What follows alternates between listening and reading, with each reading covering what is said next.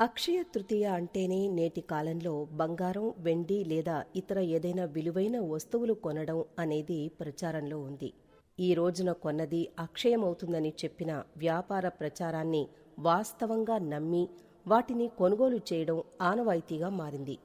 అసలు అటువంటివి కొనాలనుకుని డబ్బు లేకపోయినా అప్పు చేసో తప్పు చేసో కొంటే కొన్న బంగారం అక్షయమవడం అటుంచి చేసిన అప్పులు తప్పులు తత్సంబంధ పాపాలు అక్షయమవుతాయని శాస్త్రాలు వివరిస్తున్నాయి.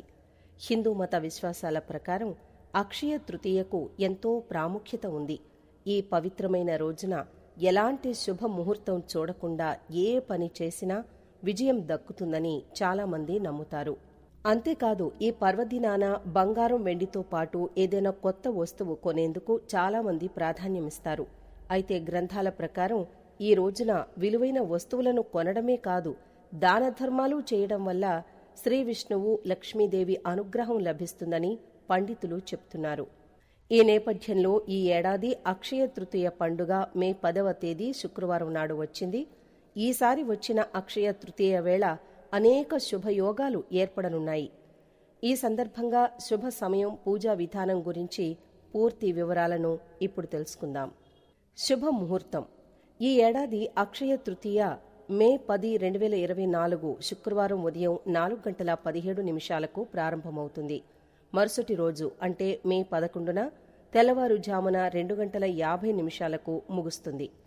మే 10వ తేదీన శుక్రవారం ఉదయం 5:49 నుంచి మధ్యాహ్నం 12:23 వరకు అక్షయ తృతీయ శుభ సమయం ఉంటుంది. ఈ సమయంలో చేసే ఏ పనిలో అయినా మంచి విజయం సాధించవచ్చునని పండితులు చెప్తున్నారు. ఈ పవిత్రమైన రోజున చాలామంది బంగారం, వెండితో పాటు విలువైన వస్తువులను కొనుగోలు చేసేందుకు ఎక్కువ ప్రాధాన్యత ఇస్తారని గ్రంథాల్లో పేర్కొనబడి ఉంది. అక్షయం అంటే ఎప్పటికీ తరగనిది. హిందూ పురాణాల ప్రకారం వేదవ్యాస మహర్షిని శ్రీ మహావిష్ణువు అవతారంగా పరిగణిస్తారు. వ్యాసుడు అక్షయ తృతీయ రోజునే మహాభారతాన్ని రచించడం మొదలుపెట్టాడు. అంతేకాదు ఈ పవిత్రమైన రోజే గంగమ్మ తల్లి దివి నుంచి భూమికి దిగి వచ్చింది. కుబేరుడు అక్షయ తృతీయ రోజున లక్ష్మీదేవిని పూజించి ధనవంతుడయ్యాడు. మహాభారతంలో శ్రీకృష్ణుడు ద్రౌపదికి చీరను ప్రసాదించింది కూడా ఈ రోజే. ఇంత అద్భుతమైన రోజున బంగారంతో పాటు ఖరీదైన వస్తువులను కొంటే తమ సంపద, శ్రేయస్సు పెరుగుతాయని చాలామంది నమ్ముతారు. అక్షయ తృతీయ ప్రాముఖ్యత. అక్షయ తృతీయ వంటి పవిత్రమైన రోజున లక్ష్మీదేవిని పూజించడాన్ని ఎంతో పవిత్రంగా భావిస్తారు. శాస్త్రాల ప్రకారం ఈ రోజున కృష్ణుడు యుధిష్ఠిరునికి అక్షయ పాత్ర ఇచ్చాడు. అందులో ఉండే ఆహారం ఎప్పటికీ పూర్తవ్వలేదు. అందుకే ఆ పవిత్రమైన రోజున దానం చేయడం వల్ల శాశ్వత పుణ్యం లభిస్తుందని పండితులు చెప్తారు.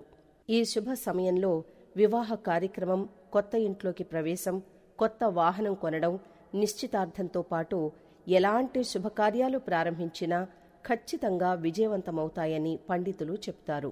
అక్షయ తృతీయ రోజున ఓవైపు కొబ్బరికాయ, దక్షిణావర్తి శంఖం, శివలింగాన్ని కొనుగోలు చేసి ఇంటికి తీసుకురావడాన్ని శుభప్రదంగా పరిగణిస్తారు.